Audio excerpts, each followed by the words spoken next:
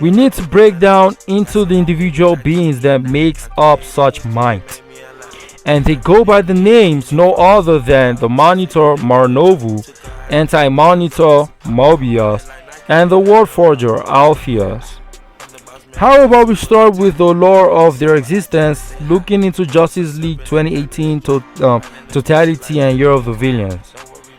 We see that the source world had been broken by the Justice League, making creation go haywire. This is some serious contextual narrative to DC, which will be dived in more in my final DC cosmology video in the future. Actually, everything will be touched up there fully. The fifth dimension got affected, of course, because it physically exists within the source but exists simultaneously across creation, which includes from the bleed to the source wall, and we get introduced to the forces that makes creation, as well as the Justice League, of course, being extremely powerful, which is in today's news, as each embody a false platonic archetypal concept that surrounds the DC narrative, like hope of Superman, justice of Batman, faith of Wonder Woman, emotions of Green Lantern, friendship of Barry Allen of the Flash, psyche of Martian Manhunter, and many more, including Kendra, who relatively has time. Cyborg and Aquaman is still a mystery to me. Each process and each possess an aspect of the seven forces, which are the Flash wields the Speed Force, which gives the universe motion, as well as we saw Barry up the Steel Force, which is the dark opposite that stopped the expansion of the entire multiverse to the point of the source, which is where the Speed Force extends to. The emotional spectrum for the lanterns and is so powerful it has feet that extend to the source wall, or the source as well. This gives the universe emotions, and its opposite is the ultraviolet spectrum. And with the help of Barry, this was used to turn Earth to the White Lantern, which holds power of all spectrums to counter the ultraviolet. Ultraviolet spectrum is mainly in reference to the dark multiverse. God's Sphere gives the universe godlike powers, which extends from the realms of heaven, New Genesis, Dream, Apocalypse, and so on. And this is an archetypal plane, a platonic one. This is wielded by gods and beings with relative power, and this gives the universe magic.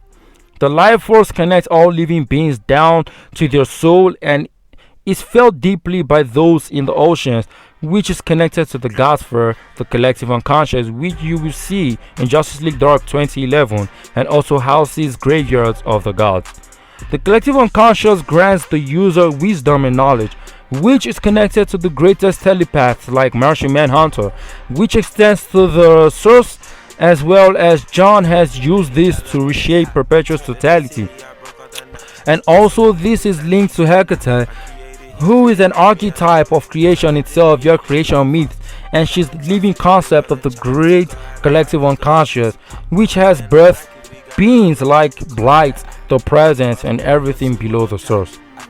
Now, these brothers are the children of the being named Perpetua, which exists within the sixth dimension, aka the Overvoid.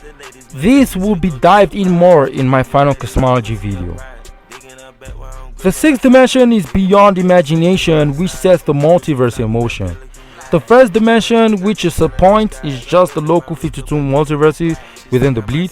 The second dimension is the linkage that joins them as a whole, known as the orrery of worlds. The third dimension is the entirety of the bleed space, which consists of all matter or higher dimensional space. The fourth dimension is the God Sphere to the source wall, which deals with mainly time, where you get things like hypertime, realms beyond time and space, the brainfold interior, and finally the phantom zone. The fifth dimension, as I said earlier, is the source, which is bordered by the source wall, post-perpetual seal by the source. And the sixth dimension is that contains everything and holds four beings at that time, which different multiverses are created in by Perpetual's kind. They have their own universe in it. This is known as the greater omniverse. This is the monitor mind. This is the overvoid. But like I said, it will be explained a lot deeper in my cosmology video. Now we see Perpetua bring out her hand from this thing and birth three brothers from the overvoid as a rental of creation, in which she was sent to birth new systems within the greater omniverse. And if you're smart, you would have deduced further from the information I just said prior to this. Now, I don't want to ruin my perpetual video or my versus matchup where I'm going to scale her in, which is coming soon, so I will be leaving a lot of holes for you guys to be intrigued by the future content at hand. Just know Perpetua created basically birth, life, and death, which would govern aspects of creation, as Mobius is the entropy of creation, Marnovu is the living concept of guiding creation, and Alpheus, who dwells within the dark multiverse, is the creator of worlds. After their mother wanted to ruin everything and get rid of them, they called upon the Raptor, who then judges Perpetua and seals her, creating the Source World. Now these brothers also get reformed, one on Quad and one on Oa, and the antimatter universe gets blocked or got blocked away, making Anti-Monitor lose its purpose, which led to the Crisis event. Now going back to the Crisis on Infinite Earths and Final Crisis, we see that creation was getting destroyed, which made the Monitor weak. As universes die, the Monitor dies by the hand of Anti-Monitor, in which this lady created by the Monitor named Harbinger betrayed him beyond her will, while under the control of the Anti-Monitor.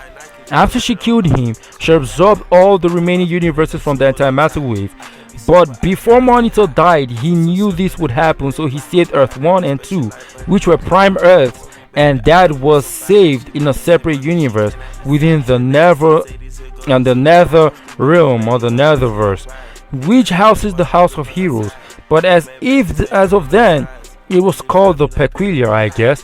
Now, before I move forward, let's go to Multiversity and Final Crisis Superman Beyond.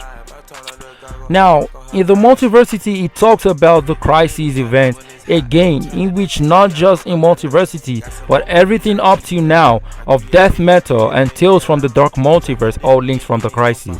In Multiversity, we are aware that there's a Multiverse 2, and Earth 33 has fictional copies of the Multiverse 1, which is created by the monitors that birth from the normal monitor, and they guide the 52 multiverses that once was a singular multiverse till the crisis took place and they became a universe, in which became a multiverse again, bringing back hyper time.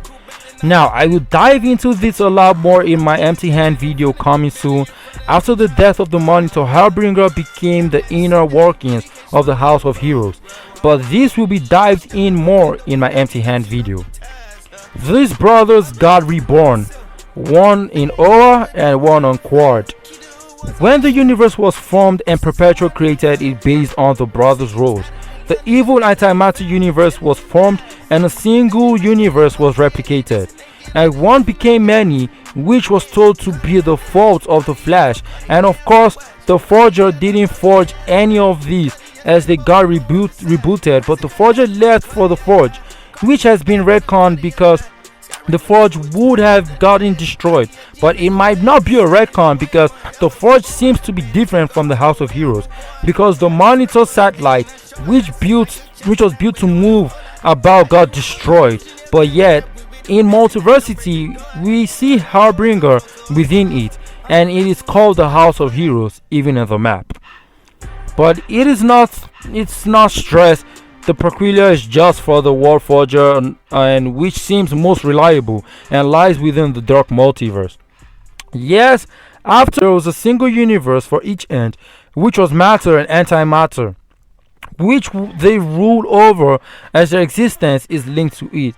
Now people say it got retconned because Perpetua stated she birthed them from the overvoid, which is true for the most part, but how is them being born in the essence by their mother for them to rule over any less validatory? I mean, everything birthed from the overvoid, which isn't new at all anymore, including Perpetua, possibly Hecate and Brahma Pralaya. But doesn't mean they didn't come from or source that comes from the overvoid. The matter grew infinitely beyond that of the antimatter containing infinite worlds, But that doesn't mean the antimatter didn't have infinite entropy potential. And then the antimatter from quartz started destroying the matter till the point of Oa, which is also home to that of the Guardians of the Universe. They sensed each other, and the Monitor knew his evil shadow wants him dead, which was promised prior to the rebirth. They battled for 1 million years until they had a stalemate attack that knocked them out for another billion years. In which this dude brought back the anti-monitor because of his curiosity of matter and antimatter after the monitor made him walking matter and antimatter. The monitor holds the Flash captive because the Flash is the only one who can traverse dimensions without amps, which he wanted to use the energy of the Speed Force to further amp his antimatter cannon post destruction of thousands of and 9 infinite universes, with 5 remaining to kept safely post Monitor's death, and 3 fusing together to collapse and destroy. Flash destroyed this antimatter cannon just by running all fast. He had to reach the full power of the Speed Force to the point he ran back through time before creation itself and died. He also remembers this event during the Justice League run in 2018 when they went to recruit the Monitor. Even Darkseid was scared of taking on Anti-Monitor, so he prayed that the heroes should tire Anti-Monitor so he could kill a weakened Anti-Monitor. And this cannon is so powerful that it was going to destroy all of creation at one go. And Spectre says Barry had gone to a time before creation, the very dawn of time itself, and only antimatter remained across creation. The antimatter universe is classified as nothingness before time, before thoughts, and before creation, which is true, as it was shown in 2018 to brother the Overvoid from creation, which is just sick, meaning it is beyond the source, but not the dark multiverse, which its totality is opposite to the Overvoid. But I need more information from DC to finalize this logic. The feat for being beyond the source is further backed up with this one scan, which shows him saying, and I quote, "I led you fools to the dawn of creation. I waited here till you appeared. I needed your life forces. As I expanded my own in breaching the wall of creation, which is the source wall. Your own energies shall change the course of creation, for only here before creation can the future be changed.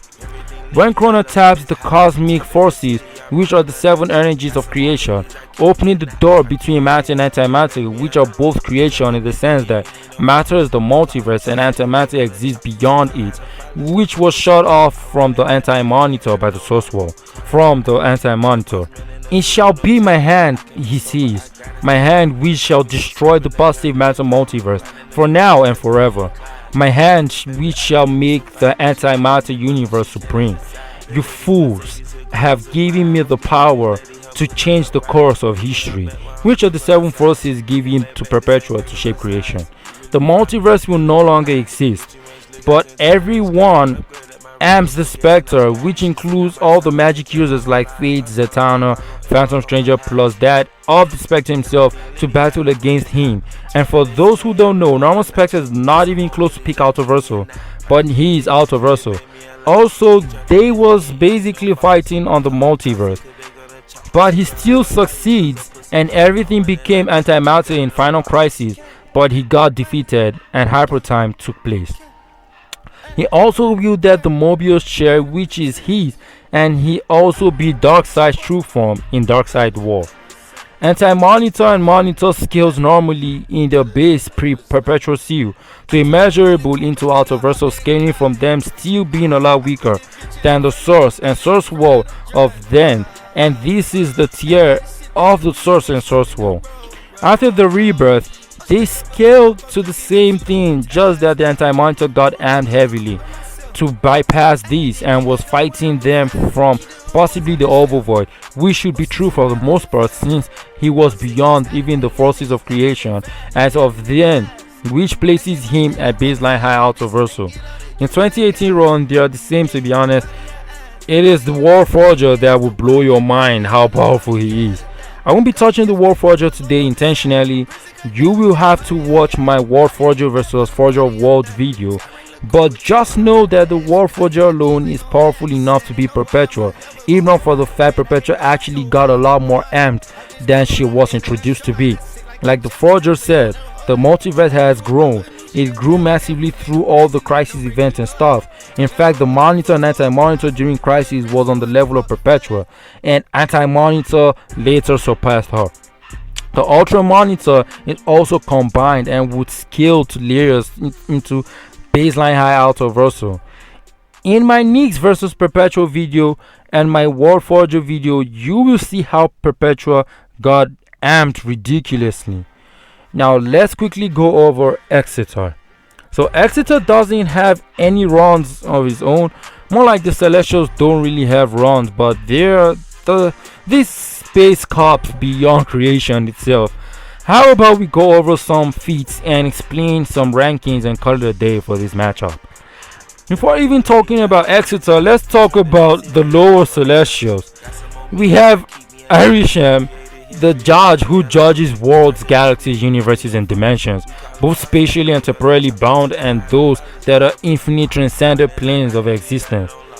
Irisham once fought Thor, or more like Thor was fighting him, but yet no attack that Thor did was seen as useful nor made Irisham notice him. This is a being beyond autoversal hierarchies casually, in which his avatars, as shown even in Secret Wars, are at least baseline autoversal as they exist beyond time and space of the local multiverse. And Thor is from the realm eternal, and is a being beyond time and space of transcendent autoversal hierarchies, which his father is Odin and his mother is Gaia. Odin has many amazing feats, in which I want to use this chance to say that by November, you will be getting the most simple but comprehensive scaling for Thor and Odin, which I will be going over all their runs, which sums up to at least 2,000 appearances for each, and how they continuously play out. In previous videos, I have proven several times how these gods are platonic archetypes of myths and beliefs, and also in my Marvel Cosmology video, which if you have noticed in my Marvel videos nowadays, my power scaling has been very simple and short because it is that easy once you understand the Marvel Cosmology. It's mainly the narrative I just need you people to understand, and I spend a lot of time in, right? By the time my Marvel Cosmology video drops, you guys will get the full head on of everything. I think the video is going to be about within the range of 3 to 5 hours, and DC will be about 2 to 4 hours, depends, right? I'm just going full, so it might drop January or December, but for the many years of scaling Marvel, any extra thing to the cosmology would just be extra rooms that we just figure out from new runs or something, or more comics I'm reading, right? Because Marvel is just wonderfully big, and I've done a lot of research, I've gathered everything. Man, if you want to debunk it, you're just gonna look like a fool, to be honest. And just know that Marvel mainly has to do with Jung's archetypes and collective unconscious and transcendent hierarchies infinitely. So Thor even wielded the Oversword or Odin's Sword, which till current comics is still displayed to kill beings like Black Berserkers that initially gave Avengers Thor a tough time and killed divine gods out of myriad of pantheons, and nothing has changed from the 70s comics to date, to be honest. And that's still referenced, and even Thor's lightning is called archetypal. Enough with the god scaling, which is small. Irisham almost destroyed the Norse, Indian, and Greek pantheon with a simple casual blast. As Irisham led the Odin Sword or Oversword. Now I call the Odin Sword, I call this Odin Sword because it's similar role like the original one, which isn't much different. In fact, this Oversword is a lot more powerful, but Irisham destroyed it with no effort and tried to kill Thor. Then Gaia shows up, and she's an elder goddess, which you can wait for my Upside Down Man versus Amato Mikabashi matchup for her power. But just know that while dying, she is above eternity, who is immeasurably into high autoversal. But she's not boundless or even close to that, but definitely above the iterations individually. And Gaia had pleaded with him, someone that powerful, and it hasn't changed since her debut. In fact, her debut makes her even look a lot more powerful than the current times. We also have Isan, the Searcher, who got killed by Null. This is impressive as fuck because wait for my Null video and make sure you watch the gore video to understand further. Have it at the back of your mind that each celestial you see is at least the strength of an iteration, and that's for small ones like this, which the fourth host aren't that powerful compared to the aspirants the first host, Alpha Celestial dreaming toward Dead Celestials. In fact, another feat is the Dead Celestials, which are the fourth host, and could hide beyond eternity in the God Quarry when the multiverse was getting destroyed, which is beyond iterations, but I just lowball them. You then have Exitar, that most Celestials fear and can't even dream of fighting. In fact, stated that the fourth host put together is nothing compared to Exitar. The entirety of Marvel is infinitely wide and transcendent with infinite realities, which is beyond iterations or where they stay and beyond the measurable tier. Now note that all these Exitars and Celestials you see here are reduced sizes of them. Normal Celestials in its true height and power is larger, equal in size to the iterations, and even here you see that the new fifth host are as big as the Never Queen. As she saved them, okay, not as big as because she's literally holding them in their bare hand, but for the size of the Never Queen who dwells within the true outside, a boundless realm of the one above all, and no, she brought the Celestials there. And I've said before, they actually layers in Boundless in Marvel and a lot of verses. I don't know who made Boundless last year, but whatever. They're still massive as fuck. That just even further proves they're like the size of the iterations, because they're literally in a room beyond infinities that the iterations I can't even understand. Like Eternity did say that he was in a realm beyond his reach or his understanding. He's just native to the outside and not even the true outside. The Never Queen brought the Celestials to. Exitar's true form has been shown once, and to go and to God be the glory. That's the biggest Celestial I have ever seen, and I mean it, or relatively the biggest. In Uncanny Avengers, they needed the help of Scarlet Witch, Doctor Strange, Hulk, Thor, and many more was needed to stop half the strength of a Galactus tier Exitar. And yes, in my Celestial video, which will be coming in a few weeks from now, I will go deep on this, but most times the Celestials are just too massive, and that they use projection, and their projected minds are so powerful that Thor, who his fingers scrape infinities beyond time and space, can phantom them and questions if they are omnipresent indirectly. And yes, actual beings are omnipresent by seeing overall reality and creation.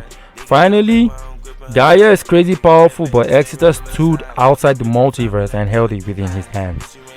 Also, Uatu for some dude, I can't remember his name. They were affecting infinite realities, transcendent realities in Marvel, and then Exitar just like one shots one of them. In fact, the strongest amongst them.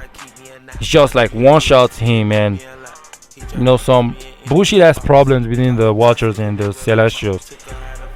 And what do you think of this matchup? You guys be the judge. I don't want to talk, but if you have a brain, you know the matchup and its finality. And if you found this video informative, please do to like, share, comment, subscribe, and see you all next time. Peace.